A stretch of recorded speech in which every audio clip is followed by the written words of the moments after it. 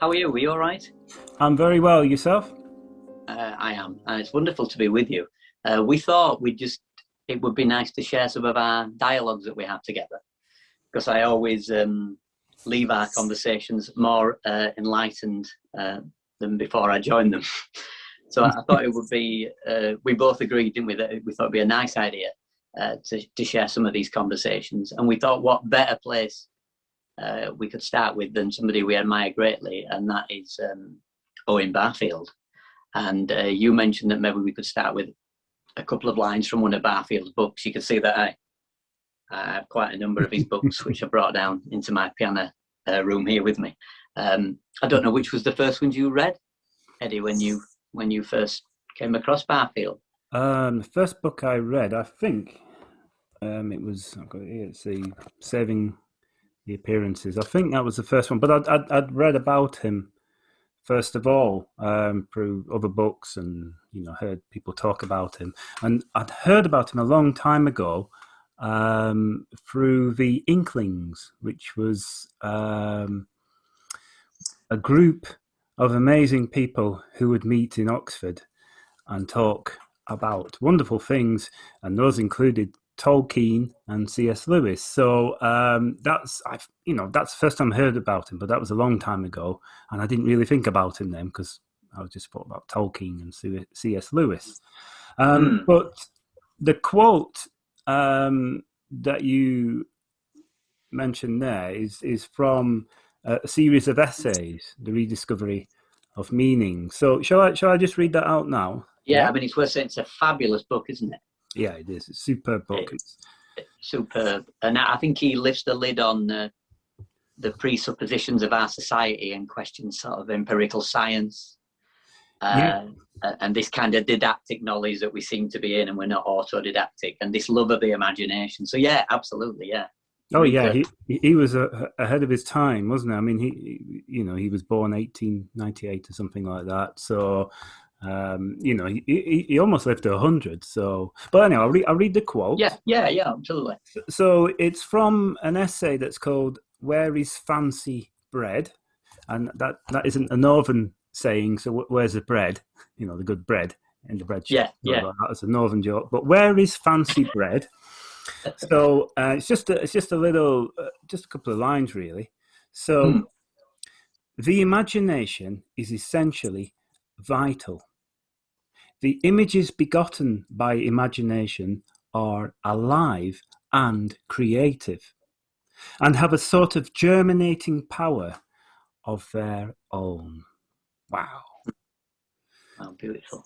Wonderful words. Just in those a couple of sentences, he just opens up worlds, absolute enormous worlds for us to roam in and to get lost in a very good way. So yeah, incredible stuff. And he's not saying that it's a world out there, a bit like the society we live in, is he? He's not saying it's that. He's saying it's the imaginal. I think, what did he used to say? He used to say intuition, inspiration, imagination. I read him once saying.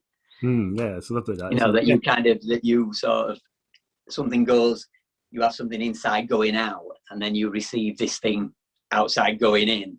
And then he said the imagination is the outside from the inside. Yes, yeah. It's incredible, really. It's I mean, that quote itself, images begotten by imagination are alive and creative. So an image, imagination, images, you use the word images there. So begotten by imagination. So imagination is creating these images. So we are creating these things. Yet they're alive. That's what you're saying. They're alive. And they themselves are creative. So they will create worlds. And are they also creating us? Are they also part of us, looking back at us? You see what I mean? It's a two-way. It's a beautiful loop. It's a spiral. It's a ever-continuing creative process. imagination is not just simply making something up, or it's not shallow at all. No, Imagination. but Barfield used the word fancy, didn't he? So it's not fancy in that sense. Like, No. It's this imagine. It's in like this, but it's not from out like that. It's like you say. Would it be right to say it's archetypal? It's a thing that we're, when he says that is innate within us. Yes. What do you think? I mean, the thing is, it's hard to it's hard to put this down to a few words and a little conversation. But the thing why we like to discuss it, I suppose, from our point of view, is because we're both creative. So you're a wonderful musician. Many other things too, but your core is music, and I guess my core is art.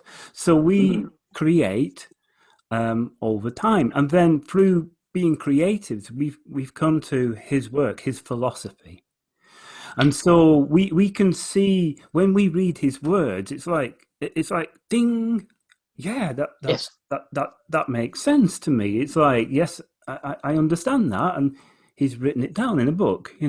His philosophy has just sort of confirmed, in a sense, what we perhaps get to by being creative. I think that's beautiful, and what I find is it's non-epistemic, so it's not like a curriculum that you're running. It's the imagination, you see. So that's what I adore about it, particularly as a musician. It's the fact that it is free from any set curriculum. So I do these improvised concerts where I try and, as much as possible, begin with a blank slate.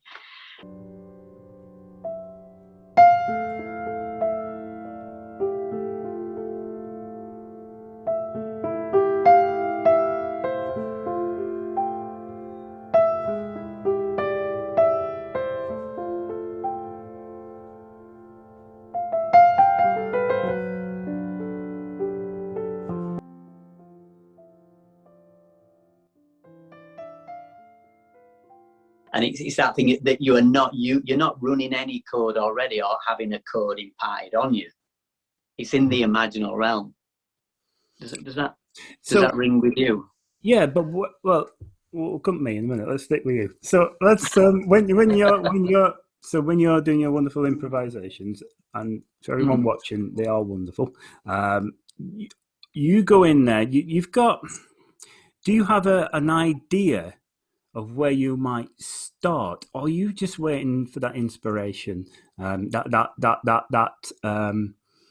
amazing, wonderful, whatever you might call it, this being, this surge of something that comes to you and almost sort of taps you on the shoulder or lays your hand on the keyboard in a way? Is there like your muse coming in? Is that, yes. Are you waiting for that? But have you also slightly prepared the ground for, like, maybe I'm gonna plunge in here with, maybe I can hear these sounds in my head, and that's coming from your many years of playing as well. Is there a combination perhaps? Or I would say to that, when I first used to do these piano concerts, I did used to have a little something that I would have in mind to begin the concert. But I always found that after I'd finished that piece and just purely fell into what was happening, and just like David Bowie says, put the radio aerial up and waited for someone to catch something on the receiver, it was much better. The music felt better when it wasn't pre-planned, and I'd got two chords that I might start with, for example. So I found then that my concerts now, I try and start with a blank slate. So certain concerts where I might even not have played the piano for a week, particular one concert that I released recently from the Isle of Man, for various reasons I hadn't played the piano for a week. So when I improvised, it was purely just put my hands on the piano. It's hard to talk about, and that's why Barfield's so great, because in history and English words, he's talking about this, isn't he?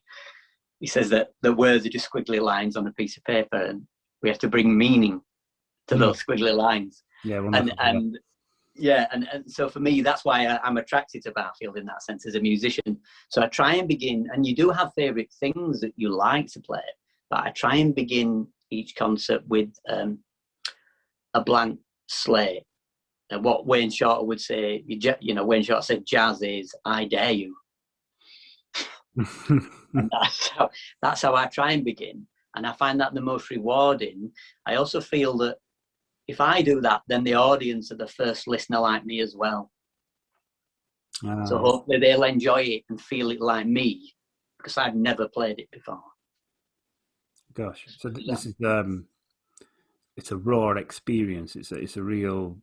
You are creating the path as you go along. There isn't one already there. You are creating your own path. No, I have no idea, and I would say that time becomes an abstraction in a way. I don't know that there isn't time.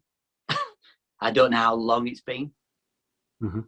I can't really feel into that. Sometimes I'm like, oh, that was 25 minutes, or that was 6 minutes, or that was 40 minutes. So there is a suspension of time, for I am in, words are futile here, but I am in another realm. Do you know what I mean? It's just everything is suspended, and I'm listening. One note follows another and follows another. And I also, which I love, written music, but written music, like Ian McGilchrist would probably say, in his epic work, is that's left hemisphere, but it has to be brought over to the right, to the creative side. So dots on page are just like words. We need to bring meaning making to them. And so I'm passionate about this idea of trying to make music up in the moment. And of course, because I do that, it's by virtue of that not always good. But that's good as well. Yeah, of course. But surely the part of the play of doing it is play, isn't it? We think of children playing. It is the play of creating that music. You're playing, but also you're bringing many years of experience and knowledge into there. But you're kind of sifting that out, so it's not getting in the way of that on the moment creation that you're doing, but you have it there, don't you? I suppose it's a sense of you know how to walk, don't you? You don't have to work out how to walk, in the sense you've got that, so that enables you then perhaps to dance rather than just to try and keep upright. Right. You know what I mean? Yeah, I like that. And just going back to what you said about children, I think you're right. And because children love to play, I think they are free from any kind of curriculum or epistemology or code. So when you watch young children, there is a oneness with Gaia. They are not. It's not Earth. It's not the environment and them. It's like it's that. But over time, and this is again goes back to Barfield's, this evolution of consciousness, doesn't it? That he believes that this has happened. As from my perspective, anyway, when I read Barfield, I feel that, and we've lost what those early people, how they participated in the earth.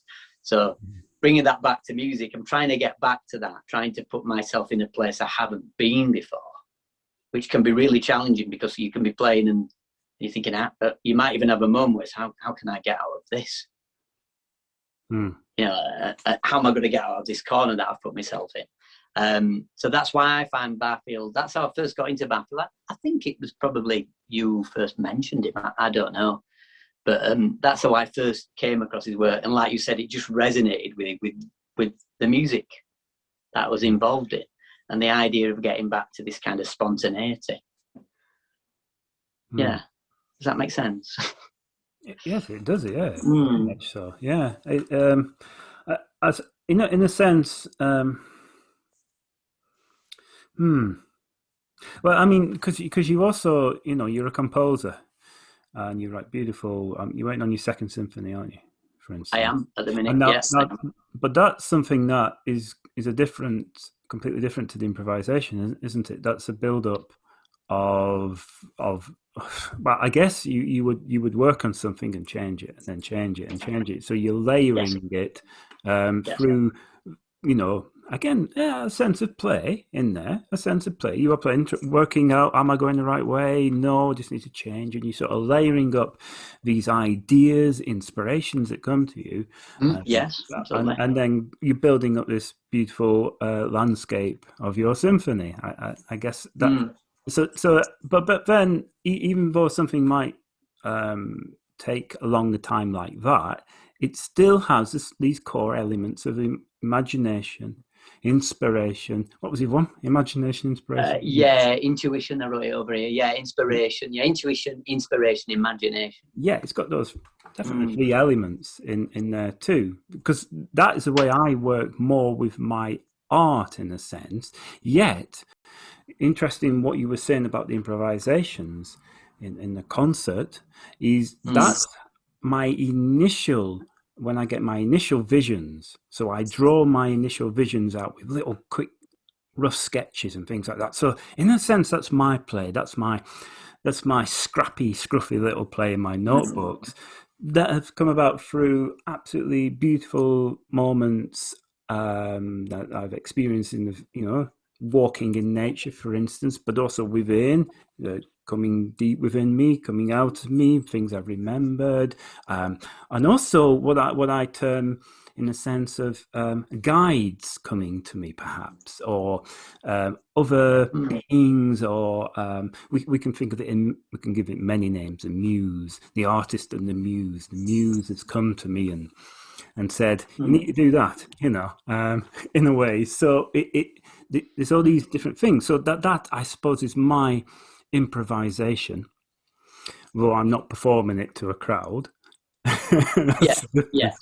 But then it goes into my symphony work after that, like you would do. So this is a gradual build up where I work on the drawings, I get them into a better form for a painting. So I'm working on my design and then I do the painting, and that's it's a long process, but there is play in that. There's a lot of play, intuition, inspiration in that, but also there's a sense of continuing and getting on with it, and repetition. There's that element in. So the two sides of my brain I am using as well there, of course, but of course I'm at the creative side, be the dominant one on this, So there are similarities there, but with the Barfield and what we've been talking about with this imagination, creating, it really, really does. I've got proof in the pudding. That's a saying for you. Proof in the pudding. And you've got all your musical works. I've got all my artworks. So I have proof of this, and you do. We have proof of it. So the imagination is core to this. We absolutely, and there's so many things I'd like to double click on that you just talked about. There's some brilliant things. Maybe we should save it for a few of the videos. But I think you're absolutely right what you were saying, and I know I've seen your sketchbooks, and I can see that you clearly were like, you got that down, and then you created this thing. But my question, I suppose, because we could go so many different places, would be: do you feel like me that when it's finished and you look back at it, or if I listen it back, or if it's a concert that I've recorded, do you have I have this feeling where I'm a detachment of it and a loss of how I created it? So you don't quite know how the whole thing came about. You were there. You were there, but I know we're there and I know I did it. But if I listen an orchestral, even if I wrote an orchestral piece, I finish and I go, I don't know how did I do that? Yeah, I know how I did it with the nuts and bolts, of how I did it, but I don't know the inspiration where it came from. I know it came from. We could use the word the imaginal realm, but do you feel that? Do you ever look back and go, I can't believe I created that, or I can't believe, where did that come from? Yeah, do you ever feel that? Absolutely. And as Barfield said about where was it? What did I say about germinating power of their own, these images? Yeah, every painting I do is alive, and because it was already there, I've just revealed it. Yes, it was already there. There's no question about it. I've painted a lot of pictures, and I'll say this, and I'm quite happy to say that these were already there. They were just waiting for me to see them. They've been clamoring for a long time, shouting at me, "Come on, reveal me, I really believe that. But also, I'm revealing myself too, and the core of me, and the child in me, the child who wants to play, who wants to live in that wild, untamed way, shall we put it? So this is the Yeah. raw me, of course. That's how I feel, and it's still a discovery, a huge discovery. It'll always be a pilgrimage. It'll never end, this pilgrimage, which is wonderful. You don't want to come to the end. No, and it's a path to knowledge, isn't it? And to a deeper understanding. It's a profound realization of who we are. It is, and it's the more I do this and everything, the more simple I realize it is, and the more, in a sense, I feel like I can just relax into it and be. Yet I want to work and I want to keep creating, but it's like I'm permanently on holiday in a sense with it, and it's all new sensations, and it's wonderful. So I do believe creativity is a core of humanity. We are all creative, and to suppress that creativity is to suppress our lives fully. Absolutely. Whatever this thing is we're in. I love it. I love the Tim Freaks videos. You go, the first question is, he's like, he says, "What is this?" And like, some of them are like, "Can you ask me an easier question?" and whatever this is, it's a creation. So I think we should create within this creation. It's like the ultimate kind of thank you, if you like. Yeah. Be aware of what is here and what we can do. That's the thing. Don't suppress yourself.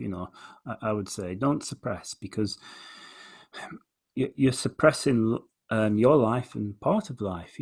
If you create, you create a flow of beauty into the world, and we keep that flow of beauty. And beauty is divine, it's profound, it's important, it's integral to all of life. So yeah, and I think the worth adding one thing, and I'm sure you probably agree with this, is this detachment from it. Because sometimes I'll go to travel to a concert, let's say in London, and I'm willing it to be good, on the train. I want it to be good, and then afterwards it's not.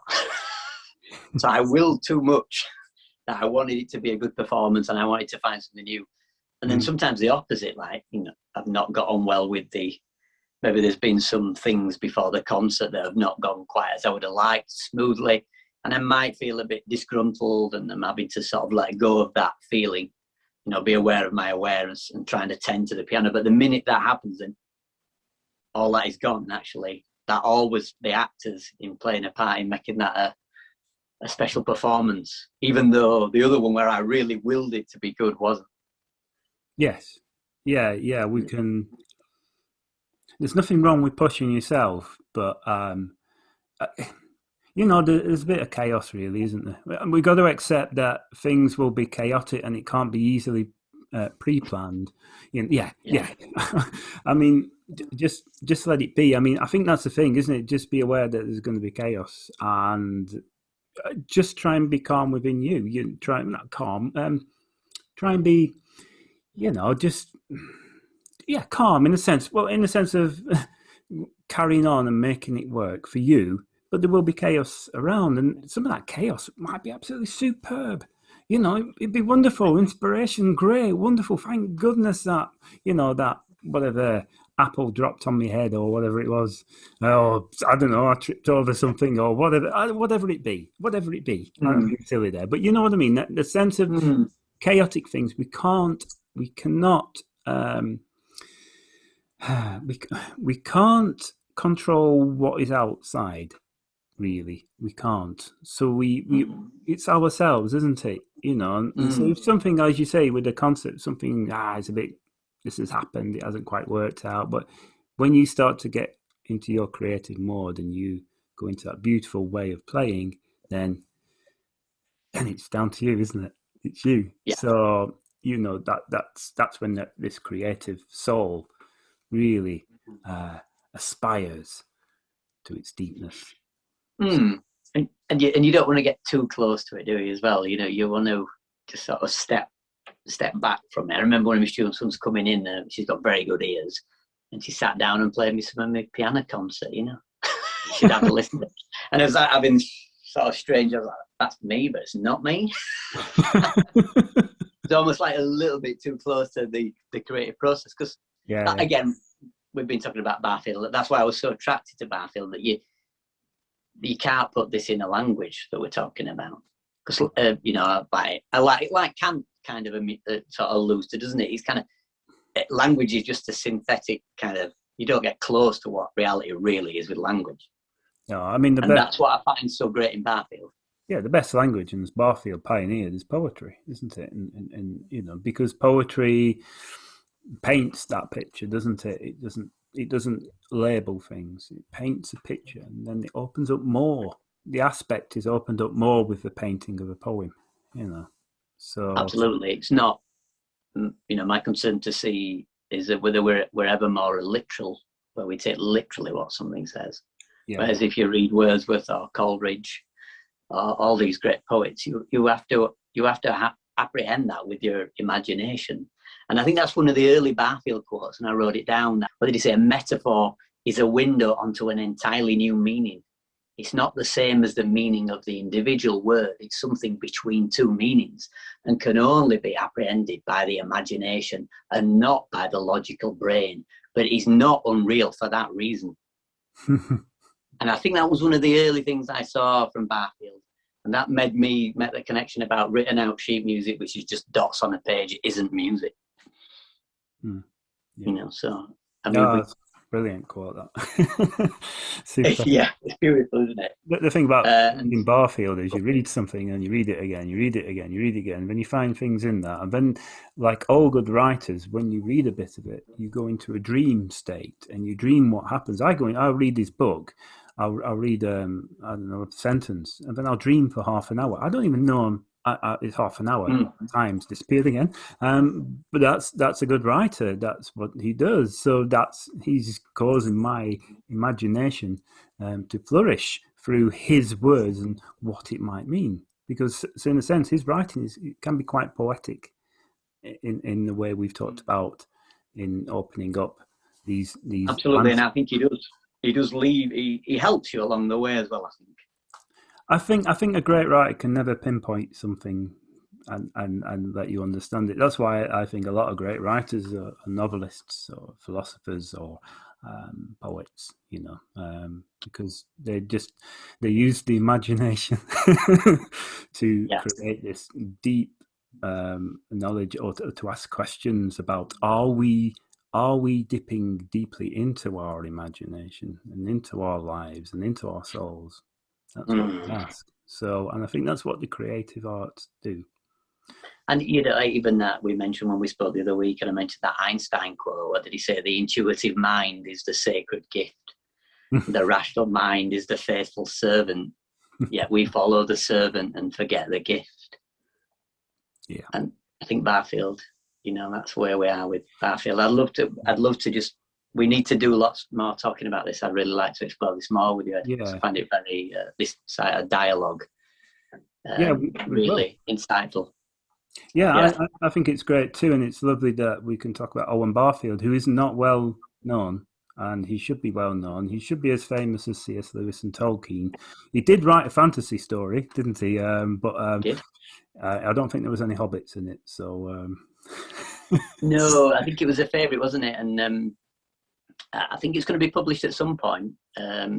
Speaking, I had an email conversation with his grandson, and I think it's The Silver Trumpet. I read a PDF of it, and my son absolutely loved it, the story. And it has his evolution of consciousness, and everything's in there in this story.